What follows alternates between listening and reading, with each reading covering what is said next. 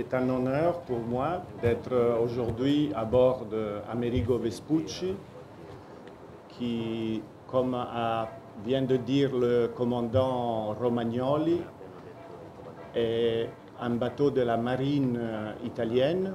C'est le plus vieux bateau italien et c'est surtout un symbole pour l'Italie. C'est un symbole de nos traditions, c'est un symbole de respect du dialogue et des échanges. Et c'est un grand honneur pour nous de l'avoir ici à Dakar. Tout d'abord, je voudrais remercier bien sûr le commandant, son équipage, pour l'accueil excellent. Et je voudrais surtout les féliciter pour le choix du port de Dakar.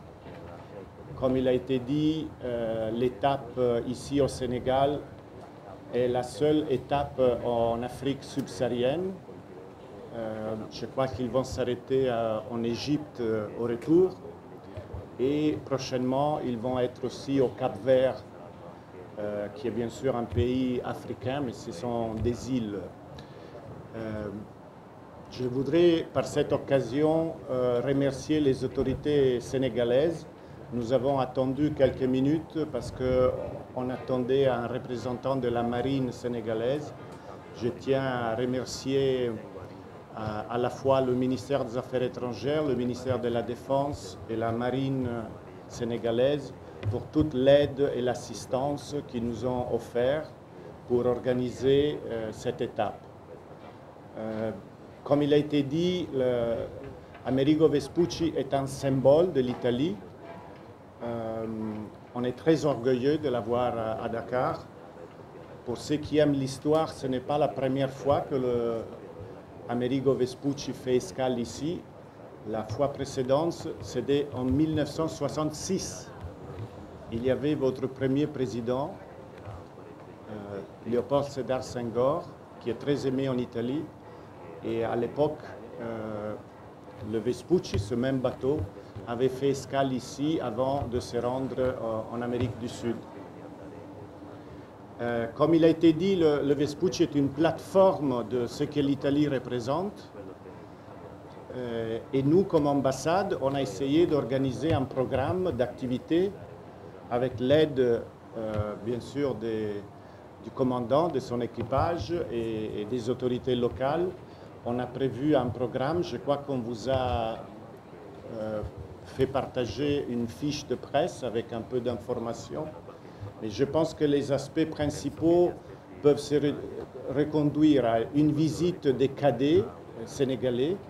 Bien sûr, il y a toujours des échanges entre militaires sur la formation en mer.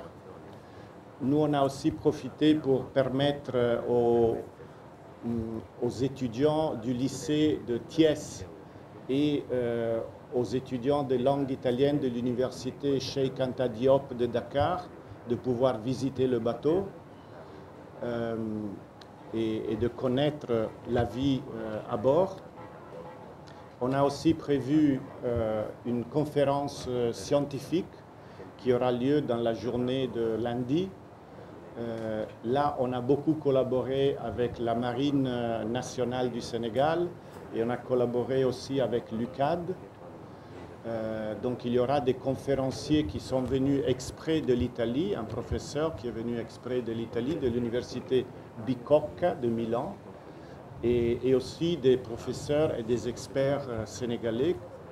Et ils vont discuter sur des thématiques liées au changement climatique, à la pollution des eaux et la préservation des ressources en mer.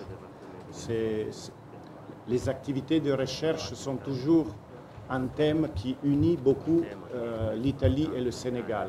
Et donc on se réjouit qu'en profitant de cette escale, on peut organiser cette conférence qui aura lieu donc dans la journée de lundi. Il y a encore d'autres activités. Il y a l'opportunité pour la communauté italienne, mais aussi pour la communauté sénégalaise qui est intéressée de faire des visites à bord. Et donc, on voudrait souligner que cette escale est en fait une occasion pour célébrer les relations entre l'Italie et le Sénégal, qui sont des relations très très bonnes, qui se sont renforcées ces dernières années, et aussi dans le secteur, disons, de la mer, de la préservation des ressources marines, et aussi dans le secteur de la recherche, nos relations se renforcent de plus en plus.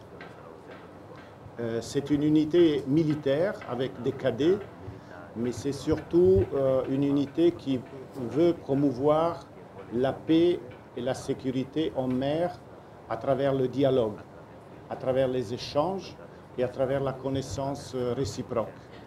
Donc encore une fois, on est très content que Dakar et le port de Dakar, cette belle rade, en fait entourée par la presqu'île du Cap-Vert, ait été choisi pour cette escale.